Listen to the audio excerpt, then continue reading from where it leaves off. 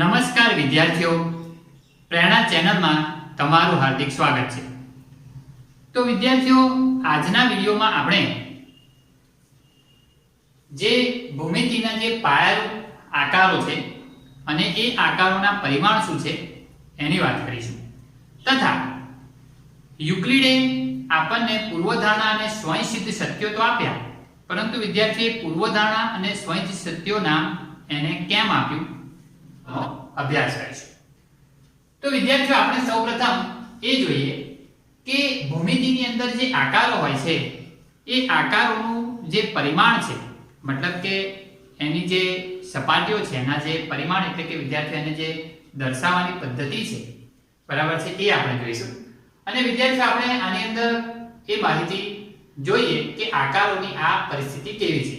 તો જો નંબર 1, ઘન પદાર્થની ધાર અવકાશનું વિભાજન કરતી સપાટીઓ હોય છે। હવે ઘન પદાર્થની ધારનો મતલબ શું છે? હવે વિદ્યાર્થીઓ, માની લો કે તમે જે જગ્યાએ બેઠા છો એક રૂમ છે, બરાબર છે।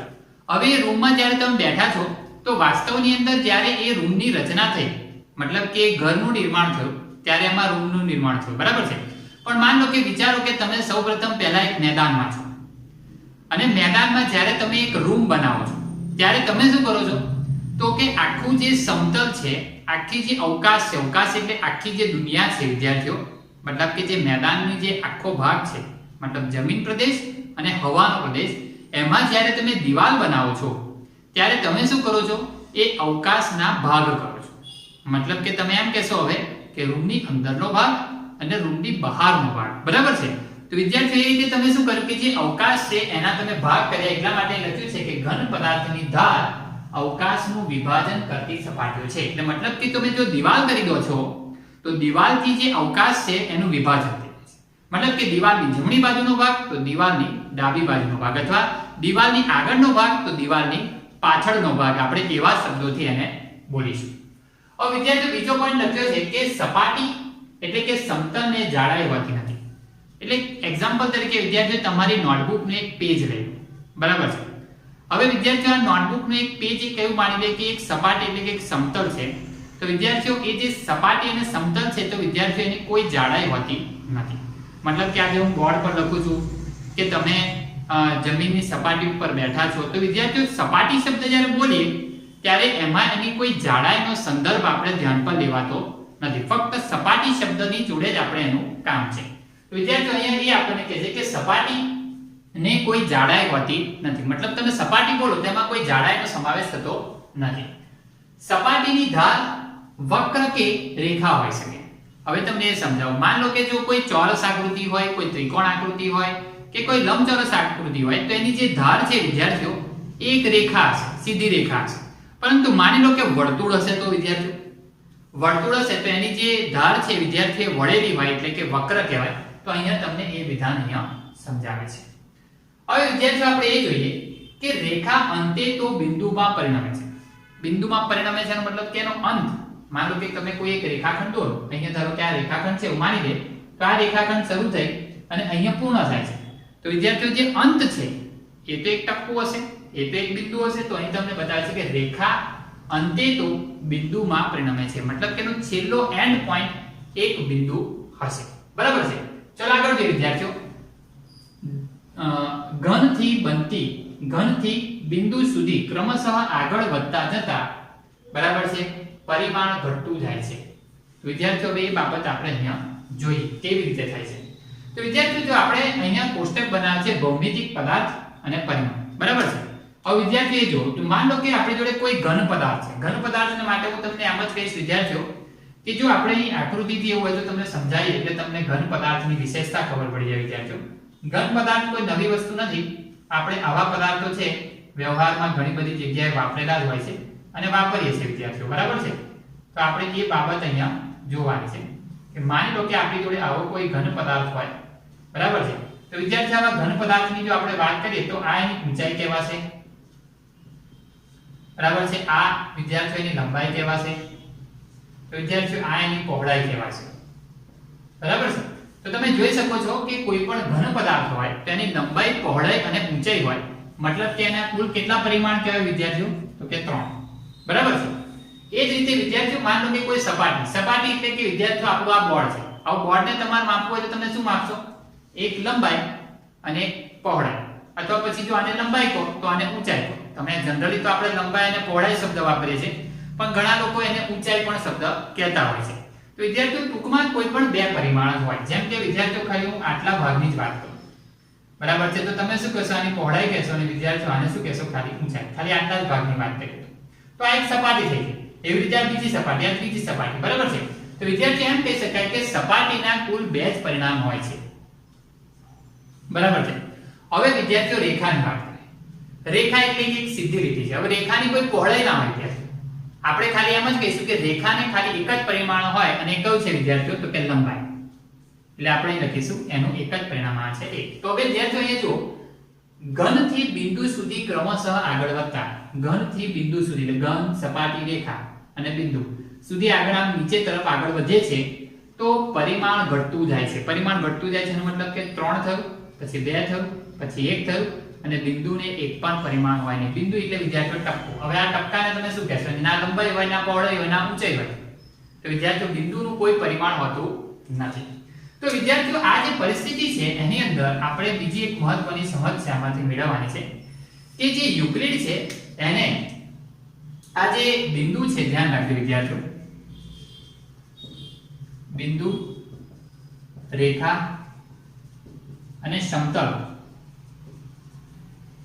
નો વ્યાખ્યાયિત રીતે સમજાવવાનો પ્રયત્ન તો કર્યો છે, પરંતુ એને પોતે યુક્લિડે પોતે આ જે સમતલ બિંદુ અને રેખાને પોતાના જે પરિમાણો છે એની અંદર એનો ઉપયોગ કર્યો નથી. અને વિદ્યાર્થીઓ જોતા આપણને ખ્યાલ આવે છે કે અત્યારની જે હાલની ભૂમિતિ છે તેમાં બિંદુ, રેખા અને સમતલને આપણે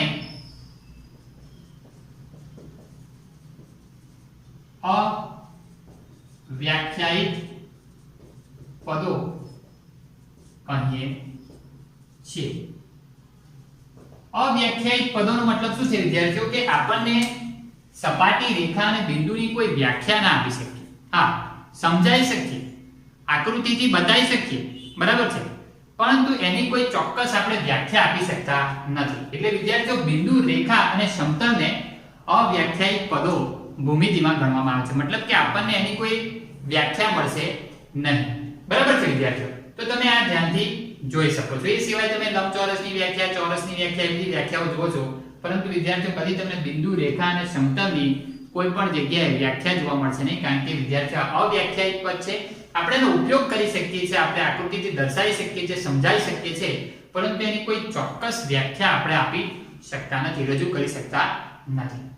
હવે વિદ્યાર્થીઓ આપણે એ જોઈએ કે યુક્લિડના સ્પષ્ટપણે જે વૈશ્વિક સત્યો છે, બરાબર છે, એ શું છે? તો વિદ્યાર્થીઓ આપણે અગાઉના વિડિયોની અંદર જોઈ ગયા છે એ જ રીતે છે. અગાઉના વિડિયોની અંદર આપણે જે પૂર્વધારણાઓને સ્વય સત્યની વાત કરી છે વિદ્યાર્થીઓ, અહીંયા એ જ વાત આપણે અહીંયા સમજવાની છે કે યુક્લિડે જે પૂર્વધારણા અને સ્વયંસિદ્ધ સત્યો એવા જે નામ આપ્યા, તો એ નામ એને એમ કેવી રીતે આપ્યા, બે ભાગમાં એને કેવી રીતે વિભાજન કર્યું, તો વિદ્યાર્થીઓ એ આપણે સમજીએ. એ જે વસ્તુ છે એને કહેવાય છે આપણે વૈશ્વિક સત્યો કહેવાય છે વિદ્યાર્થીઓ. વૈશ્વિક સત્યો, વૈશ્વિક એટલે દુનિયાએ થેલ્સના આ જે વિધાનો છે એને સ્વીકાર્યા છે, એટલે આપણે એને વૈશ્વિક સત્યો એમ કહીશું. અને વિશ્વની અંદર કોઈ પણ જગ્યાએ વસ્તુ સાચી છે. તો વિદ્યાર્થી આમાં આપણે પૂર્વધારણા વિશે જોઈએ કે પૂર્વધારણા નામ યુક્લિડે કેવી રીતે આપ્યું. તો લખ્યું છે યુક્લિડે પૂર્વધારણા શબ્દ એવી કલ્પનાઓ એટલે ખાલી વિચાર વિદ્યાર્થીઓ, બરાબર છે, એવી કલ્પનાઓ માટે કર્યો કે જે વિશિષ્ટ રૂપે ભૂમિતિથી સંબંધિત હોય, ભૂમિતિ સાથે જોડાયેલું હોય, સંબંધિત હોય, વિશિષ્ટ રૂપે. શબ્દ જો વિદ્યાર્થીઓ, વિશિષ્ટ રૂપે સંબંધિત હોય, બરાબર છે, ધ્યાન રાખજો વિદ્યાર્થીઓ, વિશિષ્ટ રૂપે સંબંધિત હોય, બરાબર છે, ભૂમિતિ સાથે.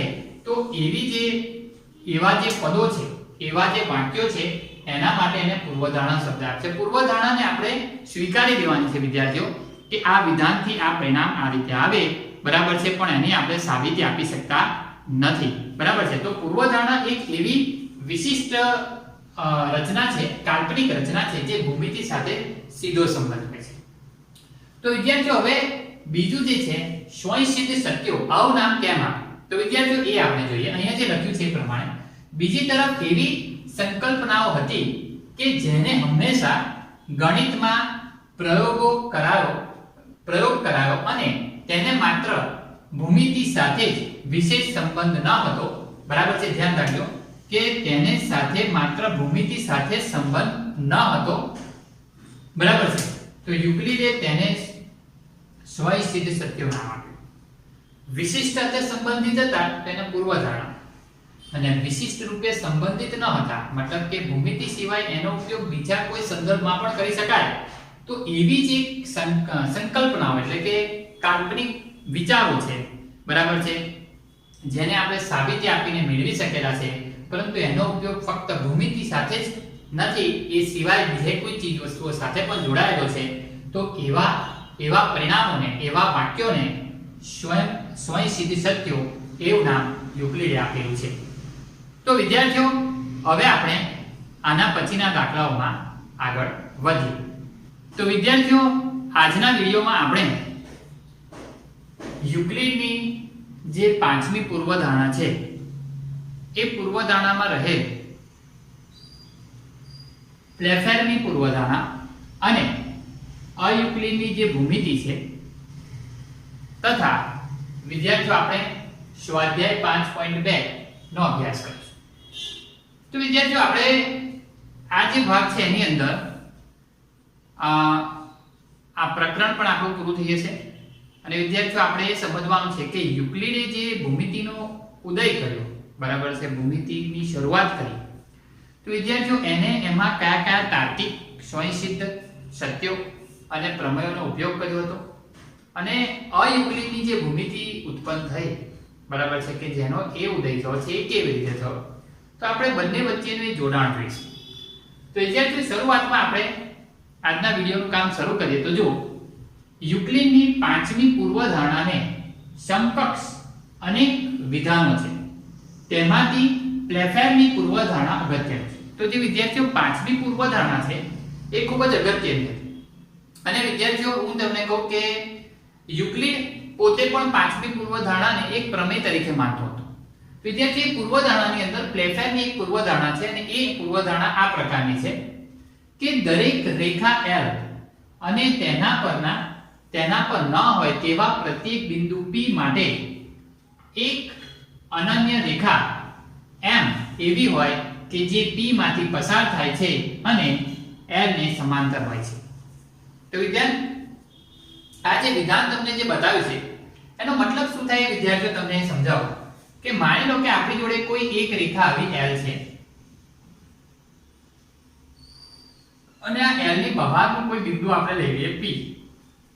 તો વિદ્યાર્થીઓ, આપણને એમ કીધું છે કે આ P બિંદુમાંથી પસાર થતી હોય એવી, આમ તો આપણે આગળ શીખી ગયા કે એક બિંદુમાંથી પસાર થતી અસંખ્ય રેખાઓ હોય, પરંતુ વિદ્યાર્થીઓ, આ P બિંદુમાંથી પસાર થતી એક અને માત્ર એક એટલે કે અનન્ય રેખા એવી હશે જ કે જે આ L ને સમાંતર હશે. સમાંતર એટલે વિદ્યાર્થીઓ આ રીતે આ રેખા છે જે આ L ને સમાંતર છે. સમાંતર એટલે કે રેખાનું, બંને રેખાનું અનંત અંતરો સુધી વચ્ચેનું જે અંતર છે વિદ્યાર્થીઓ, આ અંતર એક સરખું રહે તેને સમાંતર કહેવાય. તો વિધાન ફરીથી એકવાર સમજાવું છું વિદ્યાર્થીઓ, દરેક રેખા L, બરાબર છે, અને તેના બહારના બિંદુ ન હોય એટલે રેખા L ની જગ્યાએ તમે બીજી કોઈ પણ રેખાનું નામ આપી શકો, પણ તેની બહારનું બિંદુ લેવાનું છે, રેખા પરનું નહીં. બહારનું બિંદુ હોય ને એમાંથી કોઈ એક રેખા તો એવી હશે, અનન્ય રેખા એટલા માટે કહે છે વિદ્યાર્થીઓ કે જો વિદ્યાર્થીઓ આપણે આ રેખાને જો M નામ આપી દઈએ તો P માંથી પસાર થતી આ M રેખા જે L ને સમાંતર છે, તો વિદ્યાર્થીઓ P માંથી બીજી કોઈ પણ રેખા એવી નહીં હોય, બરાબર છે, કે જે L ને સમાંતર થતી હશે. મતલબ કે જો P માંથી પસાર થતી રેખા M જો L ને સમાંતર હોય, બરાબર છે, એટલે વિદ્યાર્થીઓ સમાંતરને આપણે આ રીતે લખીશું, બે ઊભી લીટીઓને સમાંતર કહેવાય છે. તો L સમાંતર M છે, એનો મતલબ કે જો M રેખા L ને સમાંતર હોય તો P ની અંદરથી બીજી કોઈ એવી રેખા પસાર નહીં થઈ શકે કે જે L ને સમાંતર થાય. મતલબ કે P માંથી પસાર થતી એવી એક અને માત્ર એક જ રેખા એવી હશે કે જ્યાં L ને સમાંતર હશે. બરાબર છે, આમ તો P માંથી ઘણી બધી રેખાઓ પસાર થાય, પરંતુ એમાંથી L ને સમાંતર હોય એવી એક અને માત્ર એક જ રેખા હશે. આપણને આ વિધાનમાંથી આ રીતે સમજવાનું છે. બરાબર છે. હવે વિદ્યાર્થીઓ, આપણે જોઈશું અયુક્લિડની ભૂમિતિ. અયુક્લિડની ભૂમિતિ શું છે? તો તો વિદ્યાર્થીઓ જો અહીં લખ્યું છે અનેક ગણિત શાસ્ત્રીઓ અને યુક્લિડ પોતે એટલે કે પોતાને પણ વિશ્વાસ હતો કે પાંચમી પૂર્વધારણા પ્રમેય છે, બરાબર છે, અને સાબિત કરી શકાય છે, મતલબ કે એની સાબિતી આપી શકાય છે, પરંતુ સાબિતી મેળવવાના પ્રયત્નમાં યુક્લિડે એ જે પૂર્વધારણા આપી તેની સાબિતી આપણે મેળવવાનો પ્રયત્ન કર્યો, બરાબર છે, ત્યાં યુક્લિડની ભૂમિતિથી અલગ હોય તેવી ભૂમિતિનો ઉદય થયો.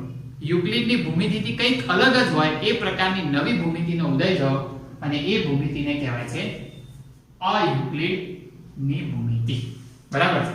તો તમને એમ થાય વિદ્યાર્થીઓ કે અયુક્લિડની ભૂમિતિમાં છે શું એવું, બરાબર છે, કારણ કે યુક્લિડે તો જે આપ્યું છે એનાથી અલગ શું છે, તો આપણે એની ચર્ચા કરીએ. તો વિદ્યાર્થીઓ તમે આ જે આકૃતિ છે એ તમે જોઈ શકશો. આ આકૃતિ એક ગોળક છે, અંગ્રેજીમાં એને સ્ફિયર કહીશું વિદ્યાર્થીઓ, ગોળક, દડો. હવે વિદ્યાર્થીઓ આ જે દડો છે, બરાબર છે, એનું આ બંનેમાં એવું કહેવાય કે આ એના સેન્ટર છે, એટલે કે વ્યાસના અંત્ય બિંદુઓ છે. અને વિદ્યાર્થીઓ આ દોરેલો એક પ્રકારનો વ્યાસ છે એવું સમજી લો, બરાબર છે. આ રીતે વચ્ચે આપણે દોરેલો એક વ્યાસ. હવે વિદ્યાર્થીઓ આ n બિંદુએથી જો આપણે આના પર એક રેખા દોરીએ તો તમે જોઈ શકશો વિદ્યાર્થીઓ આ રીતે આપણને એક રેખા મળે જે આ જગ્યાએ હંમેશા કયો ખૂણો આપતી હશે, કાટખૂણો આપતી હશે, બરાબર છે. આ રીતે કાટખૂણો આપતી હશે. એટલે તમે જોઈ શકશો વિદ્યાર્થીઓ કે આ એક બિંદુથી જ્યારે આપણે એના પર આવી રેખાઓ દોરીએ અર્ધગોળક પર, ત્યારે આ જે રેખાઓ છે વિદ્યાર્થી કેવી હશે, વક્ર સ્વરૂપની, સીધી નહીં હોય, બરાબર છે, વક્ર વળેલી હશે, બરાબર છે. તો વિદ્યાર્થીઓ આ જે યુક્લિડની જે ભૂમિતિ છે એ આ ગોળા પ્રકારની ભૂમિતિમાં અસફળ રહી. તો એના વિશે હવે આપણે સમજીએ. તો જો અયુક્લિડની ભૂમિતિમાં એક અગત્યની ભૂમિતિ ગોળીય ભૂમિતિ છે. જોઈ શકશો વિદ્યાર્થીઓ આ શબ્દ આપણે લખ્યો છે ગોળીય ભૂમિતિ. ગોળીય ભૂમિતિનો મતલબ ગોળા પરથી આપણે એને સમજવાની છે, બરાબર છે. તો જો વિદ્યાર્થીઓ આગળ ગોળીય ભૂમિતિની રેખાઓ સીધી હોતી નથી. મેં તમને બતાવ્યું કે આ રેખાઓ વિદ્યાર્થીઓ કેવી છે, જો આ વળેલી છે, બરાબર છે. આવી તમે ઘણી બધી રેખાઓ દોરી શકો છો વિદ્યાર્થીઓ, આ રીતે પણ તમે દોરી શકો છો, બરાબર છે. તો તમે જેટલી રેખાઓ દોરશો એ આ જગ્યાએ નીચે કાટખૂણો બનાવતી હશે અને ઉપરની બાજુ એક બિંદુને કાપતી હશે, પણ એનો આકાર છે વિદ્યાર્થીઓ કેવો હશે, વળેલો, એટલે કે વક્ર છે, સીધી રેખા હોતી નથી, બરાબર છે. હવે જો રેખાઓને દીર્ઘ વર્તુળના ભાગ હોય છે. દીર્ઘ વર્તુળ એટલે વિદ્યાર્થીઓ એક આખું વર્તુળ હોય એનો એક ભાગ છે. તમે જોઈ શકશો વિદ્યાર્થીઓ આ જો હું આખી આમ લાઈન દોરું તો આખો વર્તુળ બને, બરાબર છે. તો વિદ્યાર્થીઓ એ દીર્ઘ વર્તુળનો મતલબ દીર્ઘ એટલે મોટી, તો એક મોટા વર્તુળનો એક ભાગ છે, બરાબર છે. તો એ રેખા છે એક વર્તુળનો ભાગ જ છે, આપણને એમ કહેવા માંગે છે. આગળ જો ગોળીય ભૂમિતિમાં ત્રિકોણના ત્રણેય ખૂણાના માપનો સરવાળો 180 થી વધુ થાય છે. હવે આપણે એ વિધાન સમજીએ. તમે જોઈ શકો છો વિદ્યાર્થીઓ જે આકૃતિ છે એમાં n, આ બિંદુ n છે, આ a અને b, મતલબ કે જો હું આટલા ભાગની ખાલી ચર્ચા કરું તમને સમજાવવા માટે, તો વિદ્યાર્થીઓ આ જે ત્રિકોણ ANB તૈયાર થાય છે એમાં આ ખૂણો 90 છે, આ ખૂણો 90 છે. તો વિદ્યાર્થીઓ આનો પણ કોઈ એક ખૂણો તો હશે, બરાબર છે. તો તમે વિચારી શકો છો કે ત્રિકોણ ANB ની અંદર આ ખૂણો 90, આ ખૂણો 90, 90 180 થઈ ગયા. અને વિદ્યાર્થીઓ આ પણ કોઈ પણ ખૂણો હશે, માન લો કે આ ખૂણો જો 50 અંશનો હોય તો વિદ્યાર્થીઓ આ 180 ને 50 કેટલા થઈ જશે, 230. એનો મતલબ તમે સમજી શકો છો કે અહીં જે વિધાન લખ્યું છે કે ગોળીય ભૂમિતિમાં ત્રિકોણના ત્રણેય ખૂણાનો સરવાળો 180 અંશથી વધુ હોય છે. તમે કોઈ પણ પ્રકારનો ત્રિકોણ આ ગોળીય વર્તુળ પર તમે લેશો, મતલબ કે ગોળા પર લેશો, તો એ જે ત્રિકોણ તમને દેખાશે એના ત્રણેય ખૂણાનો સરવાળો 180 થી વધુ થાય છે. જ્યારે યુક્લિડની ભૂમિતિઓ સમજાવે છે કે ત્રિકોણના ત્રણેય ખૂણાનો સરવાળો 180 થાય, બરાબર છે. તો વિધાન અહીંયા આગળ એ સત્ય બનતું નથી. તો વિધાન અહીંયા લખ્યું છે જો યુક્લિડની ભૂમિતિ માત્ર એક જ સમતલમાં બનતી આકૃતિઓ માટે છે, મતલબ કે સમતલીય આકૃતિઓ. સમતલીય આકૃતિઓ કઈ કઈ? તો વિદ્યાર્થીઓ સમતલીય આકૃતિઓ આપણે જો વાત કરીએ તો ત્રિકોણ છે, ચોરસ છે, લંબચોરસ છે. તો આ બધી આકૃતિઓ વિદ્યાર્થીઓ કઈ છે, સમતલીય આકૃતિઓ છે. તો એ સમતલીય આકૃતિઓ માટે આ વિધાન માન્ય છે, બરાબર છે. વક્ર સપાટી માટે તે નિષ્ફળ જાય છે, મતલબ વક્ર સપાટીમાં આ ભૂમિતિ નિષ્ફળ ગઈ માટે આપણે એ જે નવી ભૂમિતિ થઈ જે યુક્લિડે આપી હતી એ પછી એક નવી ભૂમિતિની રચના થઈ તેને આપણે અયુક્લિડ ભૂમિતિ કહીએ છીએ, બરાબર છે. અયુક્લિડ ભૂમિતિ એટલે કઈ કઈ વિદ્યાર્થીઓ? તો હવે આપણે જો નળાકારની વાત કરીએ, શંકુની વાત કરીએ, સમઘનની વાત કરીએ, લંબઘનની વાત કરીએ, બરાબર છે, કે પછી આવા ગોલકની વાત કરીએ, તો વિદ્યાર્થીઓ એ જે ભૂમિતિ નવી ઉત્પન્ન થઈ, બરાબર છે, એ ભૂમિતિ એના જે આપણે આકારો, એના જે ઘનફળ, બરાબર છે, એની જે વાત આપણે કરીએ છીએ વિદ્યાર્થીઓ, તો એ ભૂમિતિને આપણે અયુક્લિડ ભૂમિતિનો ભાગ કહી શકીશું, બરાબર છે. તો વિદ્યાર્થીઓ આ તમને માહિતી મળી ગઈ કે યુક્લિડની જે પાંચમી પૂર્વધારણા છે એના પછી અયુક્લિડની જે ભૂમિતિ ઉત્પન્ન થઈ એ બંને વચ્ચેનું આપણે જોડાણ જોયું અને નવી ભૂમિતિનો ઉદય કેવી રીતે થયો એ પણ આપણે આમાં જાણકારી મેળવી. હવે વિદ્યાર્થીઓ આપણે જે સ્વાધ્યાય આપણને આપેલું છે, બરાબર છે, 5.2 એની આપણે ચર્ચા કરીએ. તો સ્વાધ્યાય 5.2 ની અંદર બે પ્રશ્નો આપણને આપ્યા છે. એમાં પહેલો પ્રશ્ન આપણને એવું કીધું છે કે યુક્લિડની પાંચમી પૂર્વધારણાને સમજી શકાય તેમ કેવી રીતે તમે લખશો. હવે વિદ્યાર્થીઓ હું તમને એક આકૃતિથી સમજાવીશ તો તમને ખ્યાલ આવશે, કારણ કે પહેલા વિધાન આપણે વાંચતા થઈએ અને આકૃતિથી સમજીએ. તો જો કોઈ બે રેખાઓ m અને n ને ત્રીજી રેખા l ભિન્ન બિંદુઓમાં છેદે તો ચાર અંતઃકોણો મળે છે. હવે વિદ્યાર્થીઓ આપણે એ આકૃતિ અહીંયા દોરીને તમને સમજાવીએ. તો જોઈ શકો છો વિદ્યાર્થીઓ આ બે છે એ સમાંતર રેખાઓ છે. સમાંતર રેખાઓ જ્યારે આપણે દોરીએ ત્યારે એ બે વચ્ચેનું અંતર, બરાબર છે, જો કે આપણે આ રેખા દોરી છે અત્યારે સમાંતર છે એવું બોલતા નથી. આ બે રેખાઓ મેં દોરી છે અને એના નામ આપણે આપી દઈએ વિદ્યાર્થીઓ, બરાબર છે. એકનું નામ આપી દઈએ m, એકનું નામ આપી દઈએ n. તો l એમને કાપે છે, આ રીતે છેદે છે બે ભિન્ન બિંદુઓને. તો વિદ્યાર્થીઓ આ l છે, બરાબર છે. તો આ વિધાન આપણને આ રીતે કીધું છે, એ પ્રમાણે આપણે આકૃતિ દોરી. આગળ જો આ ચાર અંતઃકોણો પૈકી અંતઃકોણો કયા, તો કે આ વિદ્યાર્થીઓ આ 1, આ 2, આ 3, આ 4. આ ચાર અંતઃકોણો છે. આ ચાર અંતઃકોણો પૈકી રેખાની કોઈ પણ એક બાજુ પર આવેલા, રેખાની એક બાજુ એટલે માનો કે આ l છે, રેખા l એની એક બાજુ એટલે આપણે ડાબી બાજુ સમજીએ વિદ્યાર્થીઓ, અને ડાબી બાજુના આ બે ખૂણાની વાત કરીશું. એક આ ખૂણો અને એક આ ખૂણો, બરાબર છે. તો વિદ્યાર્થીઓ આ બે ખૂણાની આપણે વાત કરીએ તો કોઈ પણ એક બાજુ પર આવેલા બે અંતઃકોણોનો સરવાળો, એટલે કે વિદ્યાર્થીઓ આ બે ખૂણાઓનો સરવાળો જો 180 થાય તો રેખા m અને n એકબીજાને છેદે નહીં, એટલે કે l સમાંતર n થાય. મતલબ કે જો આ ખૂણાઓનો સરવાળો 180 થાય તો વિદ્યાર્થીઓ આ જે રેખાઓ છે m અને n એ સમાંતર થશે. તો વિદ્યાર્થીઓ અહીંયા મારે લખવામાં સર ભૂલ થઈ છે, આપણે લખીશું કે રેખાઓ m અને n સમાંતર થાય. તો આ બે રેખાઓ વિદ્યાર્થીઓ સમાંતર થશે. તો આ એક પ્રકારની જે સમજૂતી છે અહીંયા જે લખ્યું છે એને આપણે ખૂબ જ સરળ ભાષામાં આ આકૃતિની રીતે સમજી શકીએ છીએ. વિદ્યાર્થીઓ આકૃતિ તમારે દોરવી હોય તો દોરી શકશો અને નહીં દોરો તો પણ ચાલશે. ખાલી સમજ માટેની આકૃતિ છે વિદ્યાર્થીઓ, બરાબર છે. તો હવે વિદ્યાર્થીઓ આપણે બીજા નંબરના પ્રશ્નની ચર્ચા કરીએ. બીજા નંબરના પ્રશ્નમાં આપણે શું કીધું છે, જો શું યુક્લિડની પાંચમી પૂર્વધારણાથી સમાંતર રેખાઓનું અસ્તિત્વ નક્કી થાય છે? સ્પષ્ટ કરો, બરાબર છે. તો વિદ્યાર્થીઓ આપણે જોઈએ કે હા, યુક્લિડની પાંચમી પૂર્વધારણાથી સમાંતર રેખાઓનું અસ્તિત્વ નક્કી થાય છે. હવે વિદ્યાર્થીઓ કેવી રીતે નક્કી થાય છે એ આપણે જોઈએ. જો કોઈ રેખા l એ બે સમાંતર રેખાઓ m અને n ને એવી રીતે છેદે કે જેથી l ની એક તરફના અંતઃકોણનો સરવાળો બે કાટખૂણાના સરવાળા જેટલો એટલે કે 180 થાય તો તે રેખાઓ m અને n ને l ની બાજુએ છેદશે નહીં. તો વિદ્યાર્થીઓ એના માટે પણ આપણે આકૃતિ આ જ રીતે દોરવાની છે કે m અને n આ બંને રેખાઓ છે અને એમાં l રેખા એમને એવી રીતે છેદે છે કે તેની l ની એક બાજુના અંતઃકોણોનો સરવાળો એટલે કે કાટખૂણા બે કાટખૂણાના સરવાળા જેટલો, એટલે કાટખૂણાના સરવાળા જેટલો એટલે વિદ્યાર્થીઓ અહીંયા પણ 90 અંશનું થવું જોઈએ અને અહીંયા પણ 90 અંશ થવું જોઈએ. મારે અત્યારે અહીંયા 90 અંશ નથી દેખાતું વિદ્યાર્થીઓ, બરાબર છે. તો જો તમારે 90 અંશ વાળી આકૃતિ દોરવી હોય તો આપણે એને આ રીતે દોરીશું તો તમને વધારે સ્પષ્ટ ખબર પડી જાય વિદ્યાર્થીઓ, બરાબર છે. તો ધ્યાનથી જોજો, એમાં કઈ નવી વસ્તુ નથી કરવાની. આપણે આ જે રેખાઓ છે, બરાબર છે, અને આ રેખાઓને આપણે આ સીધી રેખાથી આપણે કાપીએ છીએ એવું માની લઈશું. આ l છે વિદ્યાર્થીઓ, આ m છે, આ n છે.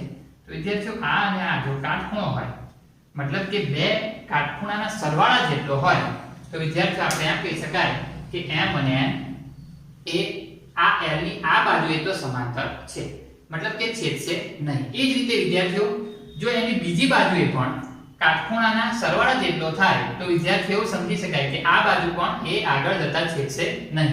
એનો મતલબ કે વિદ્યાર્થીઓ જો ડાબી બાજુથી 180 સરવાળો કરે છે, જમણી બાજુએ 180 સરવાળો કરે છે, બરાબર છે, અને આ બાજુ પણ આગળ જતા છેદતી નથી અને આ રેખાઓ આગળ જતા આ બાજુ પણ છેદતી નથી. એનો મતલબ શું થઈ ગયું વિદ્યાર્થીઓ? આ આખી સળંગ રેખા શું છે? સમાંતર રેખા છે. તો આનો મતલબ વિદ્યાર્થીઓ આ થયો. તો જો લખ્યું છે તો તે રેખાઓ M અને N L ની તે બાજુએ છેદશે નહીં. આ જ રીતે L ની બીજી બાજુએ પણ થઈ શકે. તો વિદ્યાર્થીઓ મેં હમણાં કીધું કે ડાબી બાજુએ જે રીતે છેદતી નથી એવી રીતે જો સરવાળો આ બાજુ પણ બે કાટખૂણા જેટલો હોય એટલે કે 180 જેટલો થાય તો આ બાજુનો ભાગ પણ છેદે નહીં. એટલે કે વિદ્યાર્થીઓ આ રેખા જે M અને N છે એ ડાબી બાજુ પણ આગળ જતા છેદતી નથી અને જમણી બાજુ પણ આગળ જતા છેદતી નથી. એનો મતલબ શું થઈ ગયું વિદ્યાર્થીઓ? કે આખી રેખા કેવી છે? બંને અનંત અંતર સુધી સમાંતર છે. તો વિદ્યાર્થીઓ તમે જોયું કે આપણે આ જે વિડિયો જોયો એની અંદર તમને આ પ્રકરણનું જે અંતિમ ચરણ હતું એ પણ તમને અહીંયા સમજાવ્યું. તો વિદ્યાર્થીઓ આ જે આખું પ્રકરણ છે એ એક પ્રકારના યુક્લિડની ભૂમિતિની સમજ છે. મતલબ કે યુક્લિડની ભૂમિતિ વાસ્તવમાં શું છે, ભૂમિતિ કેવી રીતે બન્યું છે, બરાબર છે, આ બધી જ માહિતી આપણને આ વિડિયોની અંદર મળી છે. તો વિદ્યાર્થીઓ આના પછી જ્યારે તમે આગલા ધોરણમાં જશો ત્યારે બીજા પ્રકરણોની અંદર તમને આ યુક્લિડની ભૂમિતિનો ઉપયોગ થયો છે. અને વિદ્યાર્થીઓ આ ભૂમિતિ જે તમે અત્યારે જે શીખો છો એની જે પાયારૂપ બાબત તમને અત્યારે એની જાણકારી મળી કે ભાઈ ભૂમિતિ વાસ્તવમાં એની શોધ કેવી રીતે થઈ, બરાબર છે, તમે 9મા ધોરણમાં શીખો છો. પરંતુ વિદ્યાર્થીઓ તમે ભૂમિતિ તો એમ કહી શકાય વિદ્યાર્થીઓ કે 4થા ધોરણથી શરૂ કરી અને તમે ત્રિકોણ, લંબચોરસ આ બધી વસ્તુઓનું તમે જ્ઞાન મેળવવાની શરૂઆત કરી દીધેલી, બરાબર છે વિદ્યાર્થીઓ. પણ તે વખતે તે પરિસ્થિતિની અંદર કેવું હતું કે આપણે ખાલી ભૂમિતિ શબ્દથી જ વાકેફ હતા, બરાબર છે. વાસ્તવમાં આ ભૂમિતિ કેવી રીતે થઈ છે, બરાબર છે, અને એની શરૂઆત કેવી રીતે થઈ એની જાણકારી માટે આપણે આ પ્રકરણ અત્યારે ધોરણ 9માં શીખીએ છીએ. તો વિદ્યાર્થીઓ તમને આ વિડિયો જો પસંદ આવ્યો હોય તો તમે સબસ્ક્રાઇબ અને લાઈક જરૂરથી કરજો. આવતા વિડિયોમાં ફરીથી મળીશું. આવજો.